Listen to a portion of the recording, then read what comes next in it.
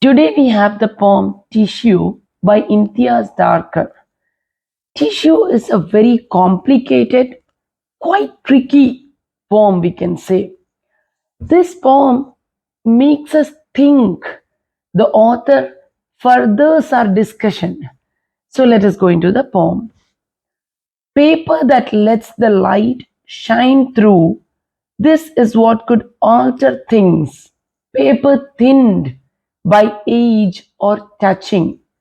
The very word tissue, which is used by the poet for the title of the poem, is very thought provoking. Tissue, we can say, has three meanings. One is the common tissue paper, which we use to clean a surface, to wipe our hands.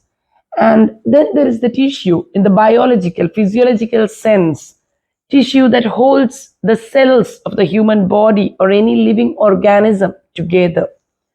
And then there is tissue, which is layering, layers of information.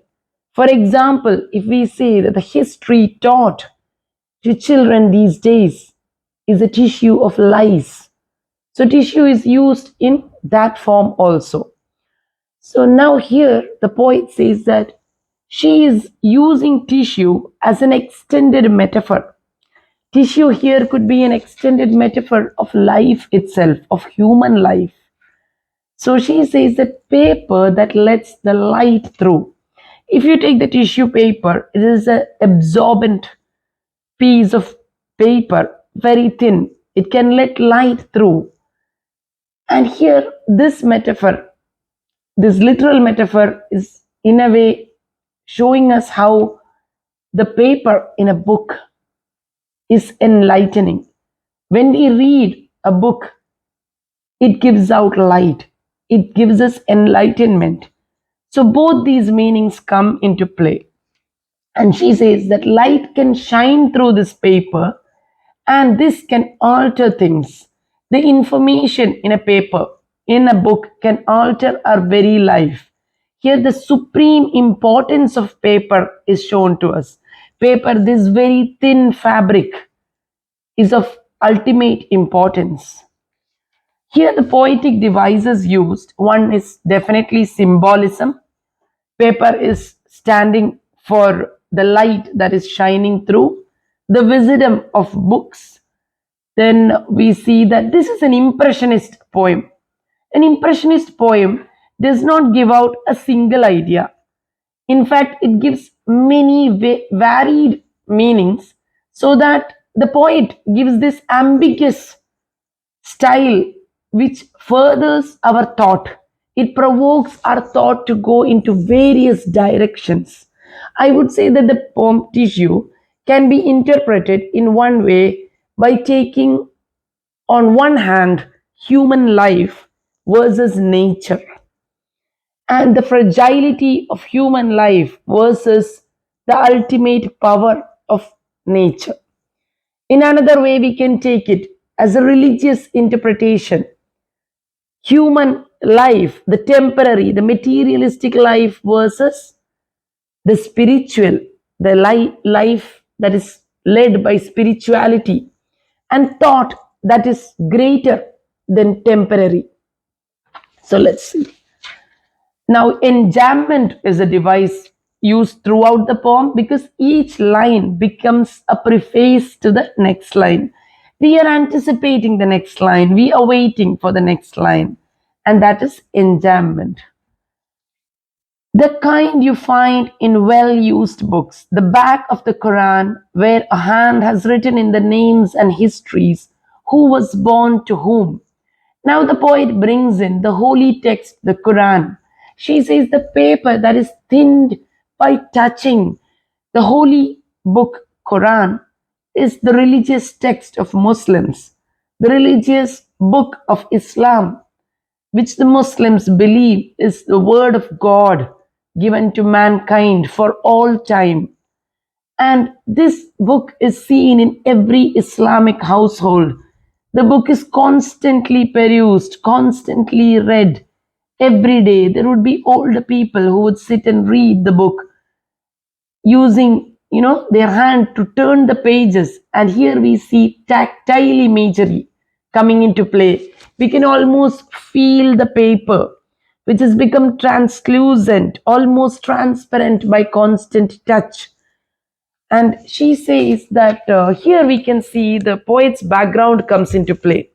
She calls herself a Muslim Calvinist belonging to Pakistan, India, and Scotland.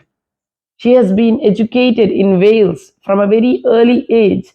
This Pakistani born poet has been brought up in Glasgow, and so she has both her tradition, her history, as well as the country to which she immigrated. So all this come into play here.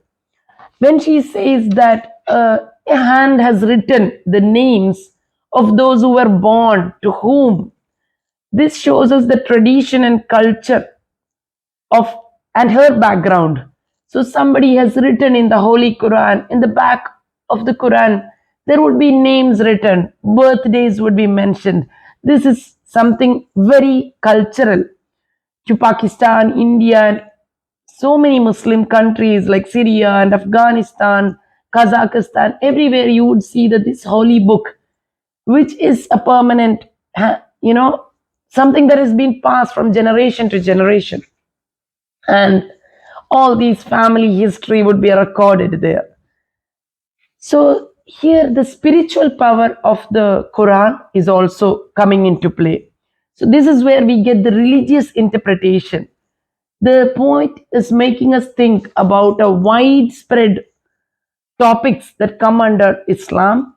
On one hand, we have Islamophobia, which is very unfortunate. The vast majority of Muslims are people with integrity, people who are ordinary, who pay taxes, who live very decent, proper lives.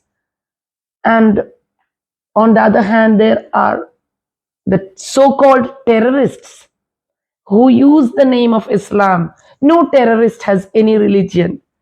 Terrorism in itself is a cult, and those terrorists should not be using or should not be given or be dignified with the name of any religion. So here she wants Islam to be accepted for its true form. On one hand, we can say that she is bringing out the true face of Islam by saying that this is my background, this is merely spirituality, which has been there for generations in my family. And we are also made to think of Christianity also. Her Calvinist principles are also coming to play. Both these monotheistic religions are extremely similar, and they have religious texts in which people have used it from time immemorial to jot down important dates and mark down important passages. The height and weight, who died where and how, on which sepia date, pages smoothed and stroked and turned transparent with attention. So much attention has been given to these pages, and who has died and who was born, everything is recorded. Pages have been smoothed and stroked and turned. And we know that people have turned to various verses of the Quran in order to feel the consolation, to feel relief. There have been prayers that are used on various occasions. Now we can see that Imtiaz Dharkar's poems deal with identity, the search for identity. She herself says that she brings in the essence of all these various places which have had an impact on her life. And she talks about the geographical and religious demarcations that separate the world. For instance, we see how a single line made on a paper recalls the partition to us. If you think of the India Pakistan partition, somebody who lived in Britain, who had never seen or felt the essence of India, came down during the Indian independence. This Englishman sits in a room for 3 days listening to stories about the geography of a country. Mind you, only the geography. He does not know the cultural history. and with a ballpoint pen, he is going to draw in a single paper the line that forever changes it into two nations, and the bloodshed and the partition that follows is all made by a single line on a piece of paper. And this shows us how important and how destructive also paper can be. If buildings were paper, I might feel their drift. See how easily they fall away on a sigh, a shift in the direction of the wind. So now she says that if buildings were paper, I could feel their drift, I could feel their change with passage of time. Here we see that there is an allusion to politics. The direction, she says the buildings would fall according to the direction of the wind. The wind, when the wind changes, the direction changes. This is to show that each political party that comes into play, they would build their own monoliths, their own huge statues, and they would demolish what was there in the past era, probably what was made by another ruling party or some other administration. So the political play, the power of politics is very clearly shown here. The drift, the word drift is also change, and the direction of the wind all shows us the political changes of the time. Here we can see that there is a great deal of emphasis on history and culture, and the symbolism, paper itself. Paper is our constitution that makes us a secular democratic country. If we are to speak of India, the very paper, the rules is what makes a particular country a monarchy. All this is written down. The judiciary, every single unit that rules a country, it is all based on laws written down on paper and marked for centuries. And we see that buildings, they are not forever. This poem brings to mind Ozymandias. Shelley, in his Ozymandias, shows us how pride, one day it falls. In that vast desert lies a trunkless head fallen in the sand. And it is written, here lies the mightiest king Ozymandias, but nothing remains. Mere sand and stone remains, says Shelley. Here too, Imtiaz Dharkar shows how impermanent, how transient, how fragile is human life and all our achievements. In just 100 years, all these maps will change. A country can be conquered, another country may defeat its colonizers, may send home its settlers. One fine day, there would be refugees moving in from one nation to another. So changes constantly happen. Here we can also bring in nature. Nature is permanent. We have seen we have seen 2 years of a horrible invasive disease, the so-called unseen corona. And in that period, we saw that human beings had to retreat into their homes, but nature flourished. We do not inherit the earth from our ancestors. We have borrowed it from our children. And in all this, the author, the poet tells us that we need to preserve and conserve this earth. It is not for us to draw maps demarcating, cause wars, demarcating and being divisive, such that one population suffers at the hands of the other. No man is so great that he is given the power to subjugate or colonize other people. Maps too, the sun shines through their borderlines, the marks that rivers make, roads, rail tracks, mountain folds. Now, here, by these words, rivers, roads, rail tracks, mountain folds, the author is showing us how the landscape lies, how nature lies. But It is not about geographical barriers that she is pointing out. It is maps. Maps are divisive.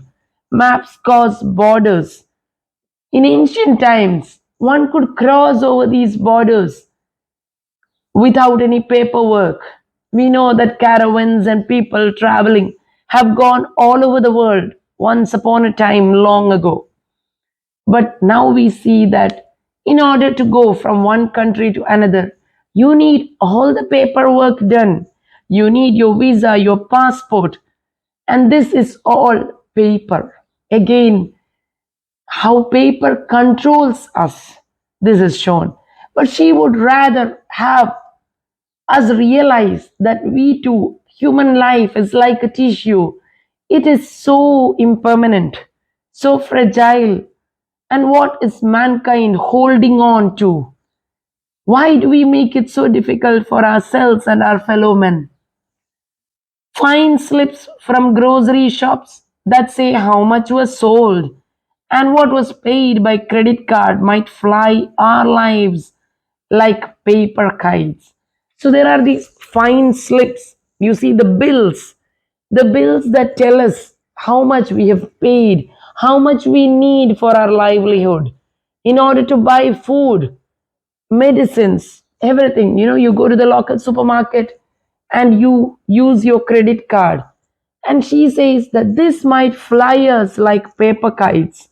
Again, the paper kites is highly symbolic. On one hand, we see the childlike wordplay, kites, which brings a very innocent imagery. Yet, another imagery is that we are strung. The kite is not let to fly, the kite is pulled by the cord.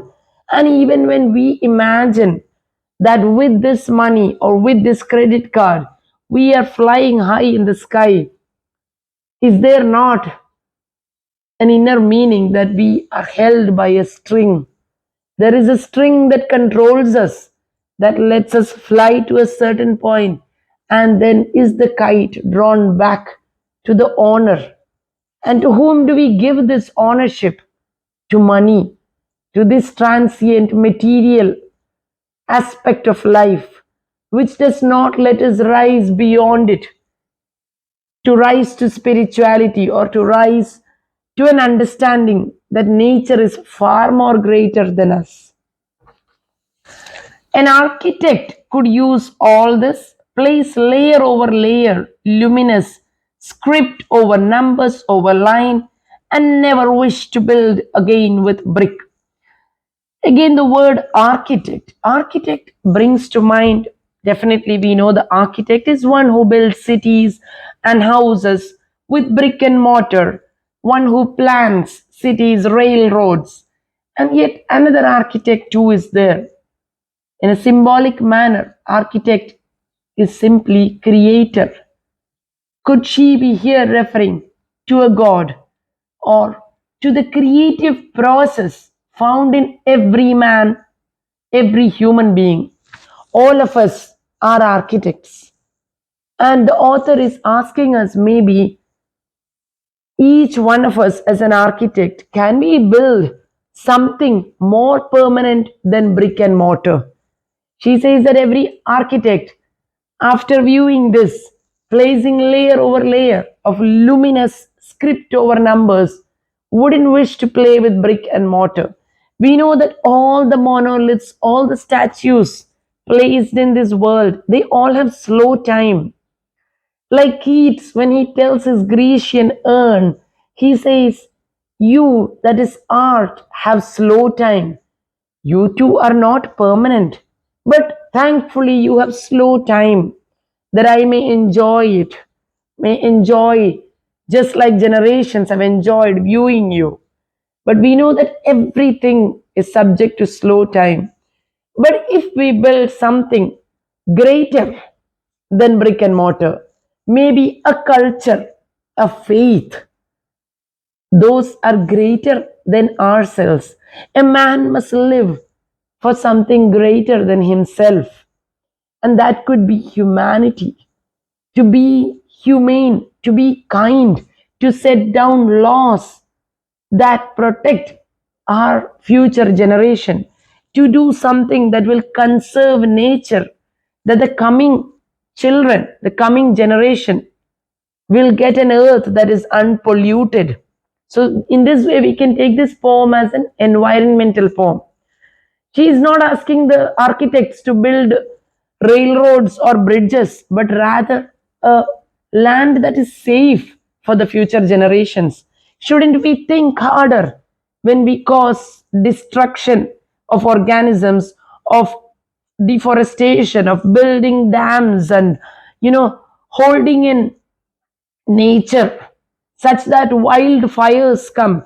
We know that the ancient, it is said that in ancient tribes they would do such and such activities in nature. For example, they would do such and such activities in farming such that the land is never depleted of its minerals. But today, that is not given any consideration. Land is used in such a manner as if only this generation needs this land, as if we do not care about the future generations. So, all these thoughts, these thought provoking ideas come into play. Now, if we talk about religion, she wants us to realize that sometimes religions that are fighting against each other are so similar. The very line when she says, a hand wrote in the Quran, this can be a hand in the family, it can be an older person, a grandparent, maybe writing down details for the posterity to know. And yet, at the same time, Islam believes that this is the hand of God. So, a hand can also be the hand of God. And Christianity believes the same. And we know that in the book of Genesis, as well as in Islam, all these prophets are mentioned. And it is said that Adam begot Seth, and Noah begot so and so. So, that too is brought into play here. One prophet or one civilization begets another, and all these names are listed down.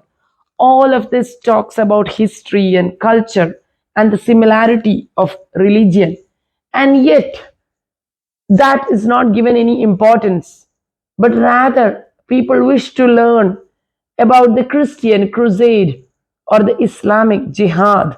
Shouldn't this jihad be only within yourself, or this crusade is to fight against your own demons, not at other human beings around you? So, in a way, this poem stands strongly against Islamophobia, against those people who believe in jihad. Here, the poet shows us what religion truly is. Religious texts are only to spread enlightenment and peace among people. Now, this word luminous script over numbers, that too again brings the imagery. Imagery is very highly used throughout the poem. Imagery of these religious texts. In olden times, the Holy Quran as well as the Bible was made using luminous script. And we can see, if you look in museums and libraries, you would see these copies where the actual gold is, the powdered gold is used in the script. So they say that it is written in a fashion that the script would shine, and all this the poet alludes to. It should stand for enlightenment and not at all for the material world. She says, how I wish that these buildings, all the things around us, would be like tissue, absorbing, letting light through, or block, but let the daylight break through capitals and monoliths, through the shapes that pride can make, find a way to trace a grand design. So here the capitals and monoliths stand for political institutions, for governments, for human governments that are set up.